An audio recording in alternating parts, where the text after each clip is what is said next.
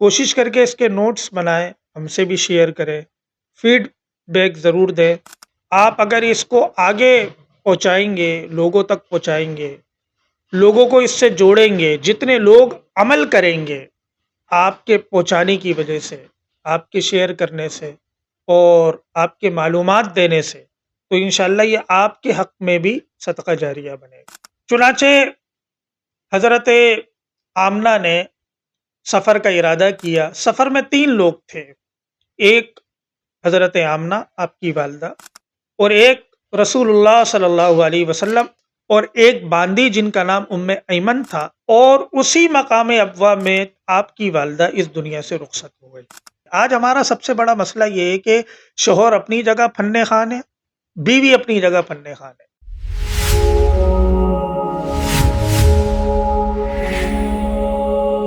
بسم اللہ الرحمن الرحیم۔ سیرت النبی صلی اللہ علیہ وسلم کی کلاسز کا آغاز کافی عرصے سے چل رہا ہے۔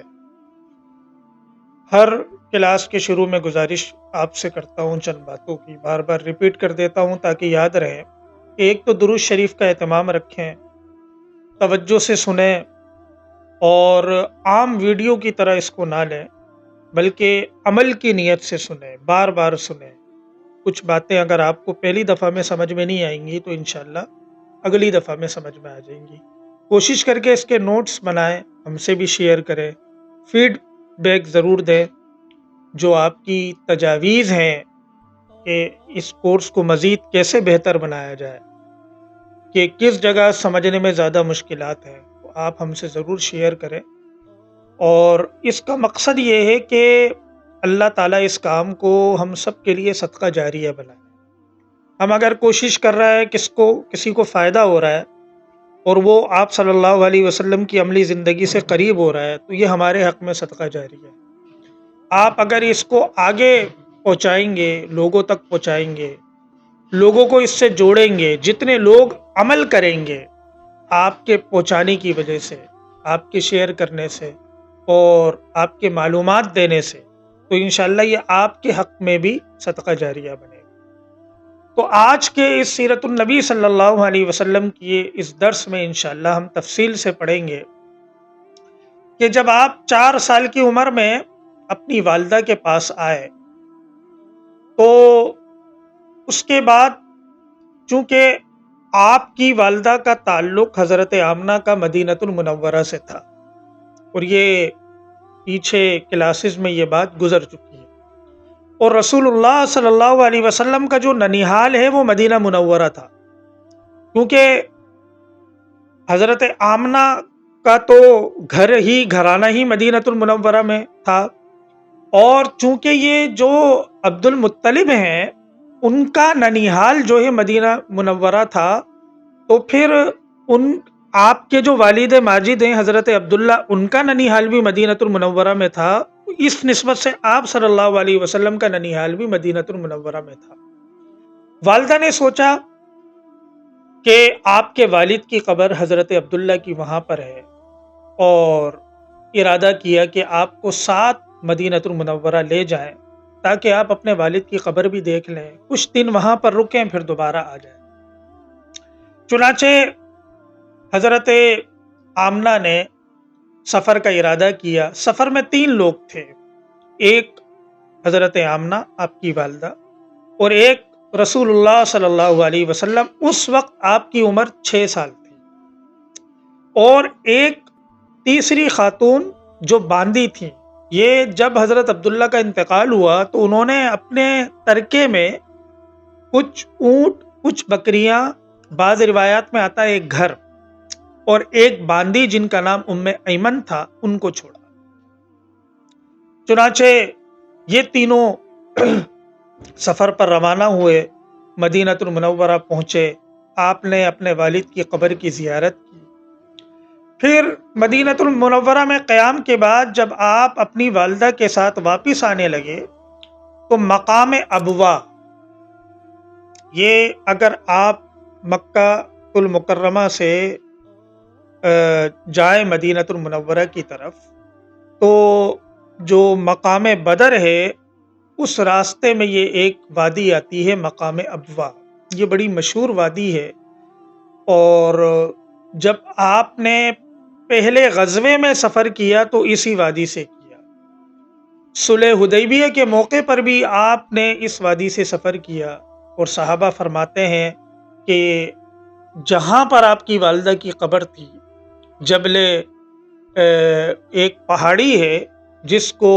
جبل ام النبی کہا جاتا ہے، کہ اس پہاڑی پر آپ کی والدہ کی قبر ہے۔ آپ صحابہ کے ساتھ وہاں رکے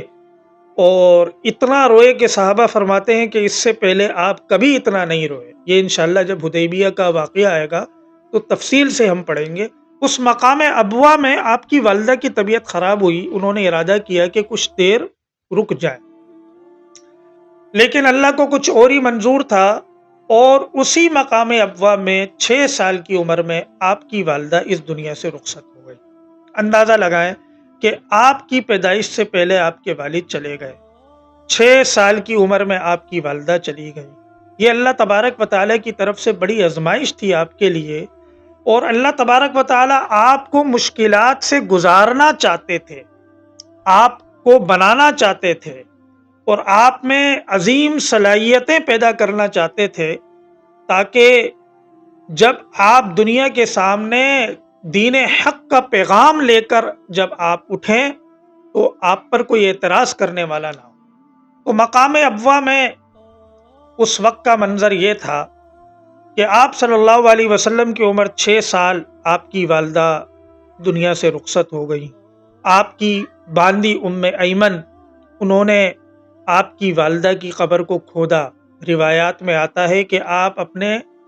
ننھے ہاتھوں سے اپنی والدہ کی قبر کھود رہے تھے اور رو رہے تھے، اور یوں تدفین کی آپ نے، اور بڑے ہی بوجھل قدموں کے ساتھ آپ مکۃ المکرمہ کی طرف روانہ ہوئے۔ عبد المطلب نے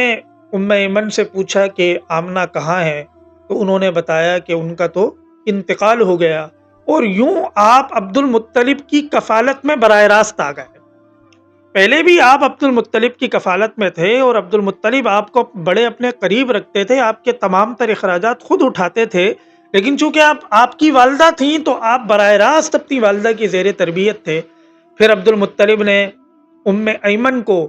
تاکید کی کہ آپ اس بچے کا خاص خیال رکھیں۔ یہ ام ایمن جو ہیں، ان کا نام برقہ ہے، یہ وہ عظیم خاتون ہیں کہ ان کے بارے میں رسول اللہ صلی اللہ علیہ وسلم نے فرمایا، جو کسی جنتی عورت سے نکاح کرنا چاہتا ہے تو اس کو چاہیے کہ ام ایمن سے کر لے۔ آپ کے منہ بولے بیٹے حضرت زید نے ام ایمن سے نکاح کیا، جن سے آپ کے ایک صاحبزادے پیدا ہوئے جن کو اسامہ بن زید رضی اللہ عنہ کہا جاتا ہے۔ یہ تمام صحابیات اور صحابی تھے، اور یوں ام ایمن آپ کا بڑا خیال رکھتی تھیں، اور براہ راست پھر آپ جو ہے وہ 6 سال کی عمر میں جب آپ کی والدہ رخصت ہوئی تو آپ ابو طالب کی کفالت میں آ گئے۔ یہاں دیکھیں، سیرت کا جو موضوع ہے اس میں آپ جگہ جگہ دیکھیں گے تو آپ صلی اللہ علیہ وسلم کا اپنی ازواج سے ایک بے تکلفانہ اور والیانہ تعلق ہمیں نظر آتا ہے، اور اس سے ہمیں اپنی عملی زندگی کے لیے سب سے بڑا سبق یہ ملتا ہے کہ میاں بیوی کے رشتے کی مضبوطی کے لیے ضروری ہے کہ دونوں کے مزاجوں میں ایک دوسرے کی رعایت ہو، اس کا لحاظ ہو۔ دیکھیں، میں ایک روایت آپ کو سناتا ہوں کہ حضرت عائشہ صدیقہ رضی اللہ عنہ، یہ آپ صلی اللہ علیہ وسلم کی سب سے محبوب اور چہیتی زوجہ تھی۔ ایک رات آپ کو بستر پر نہیں پایا، کیونکہ آپ کا معمول تھا کہ آپ اکثر جنت البقیع تشریف لے جاتے تھے،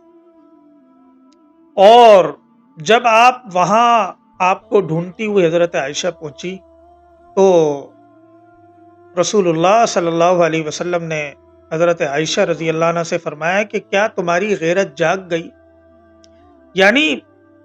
کیونکہ آپ کی دیگر ازواج بھی تھی، پوچھنے کا مقصد یہ تھا کہ کیا تمہارے ذہن میں یہ بات آئی میں کہیں اور چلا گیا؟ تو حضرت عائشہ صدیقہ رضی اللہ عنہ نے فرمایا کہ اللہ کے رسول، مجھ جیسی بیوی آپ جیسے شوہر بیوی مجھ جیسی ہو اور شوہر آپ جیسا عظیم انسان، اللہ کا نبی آخر الزماں، اس پر کیسے غیرت نہ کھائے۔ اور اسی طرح دیکھیں آپ صلی اللہ علیہ وسلم کی زوجہ ام حبیبہ، ان کا تعلق جناب نبی کریم صلی اللہ علیہ وسلم سے بڑا بے تکلفانہ تھا۔ یعنی آپ کی ازواج کا آپ سے تعلق کیسے تھا، میں یہ سمجھانا چاہ رہا ہوں۔ ام حبیبہ رضی اللہ عنہ نے ایک مرتبہ آپ سے فرمایا کہ اللہ کے رسول، آپ میری بہن سے نکاح کر، تو آپ صلی اللہ علیہ وسلم نے انکار کر دیا، کیونکہ قرآن کا حکم ہے وَأَن تَجْمَعُوا بَيْنَ الْأُخْتَيْنِ۔ تو اب آپ دیکھیں ام حبیبہ رضی اللہ عنہ ایک خاتون ہیں، ان کے ذہن میں یہ بات آئی، فرمانے لگی کہ شاید آپ اس لیے انکار کر رہے ہیں کہ آپ درہ بنت ابو سلمہ سے نکاح کرنا چاہتے ہیں۔ یہ ابو سلمہ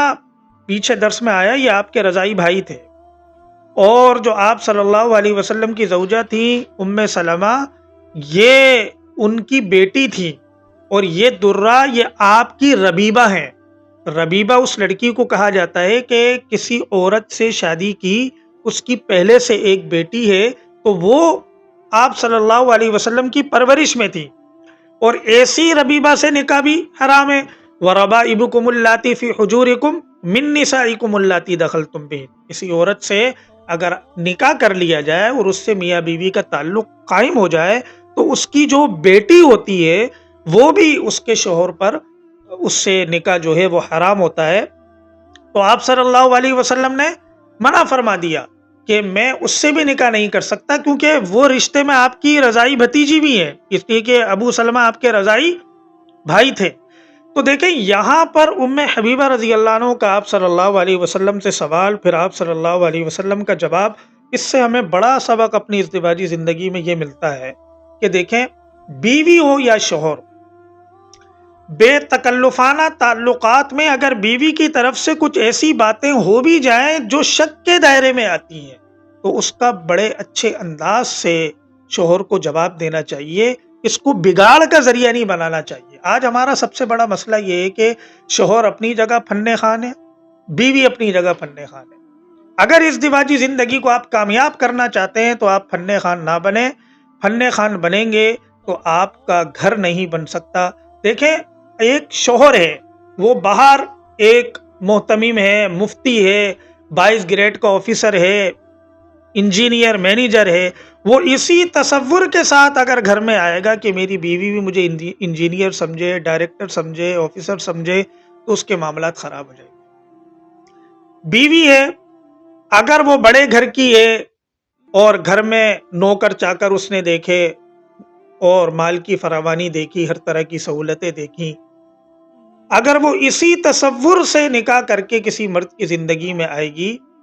اور وہی تصور برقرار رکھے گی، تو اس سے ذہنی مانگی مشکل ہو جائے۔ بیٹا ہے، اگر وہ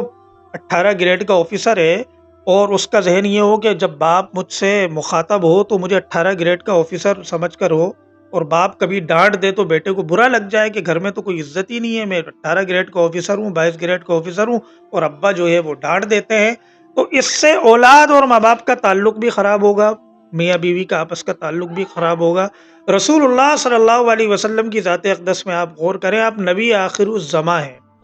پیغمبرانہ شان ہے آپ کی، لیکن جب آپ اپنی ازواج سے کے پاس تشریف لاتے تو نبی کی حیثیت سے نہیں، شوہر کی حیثیت سے۔ تو ہمیں اپنے گھروں میں رہنا ہے، شوہر کو شوہر کی حیثیت سے، بیوی کو بیوی کی حیثیت سے، اولاد کو اولاد کی حیثیت سے۔ باہر ہماری حیثیتیں جو بھی ہوں،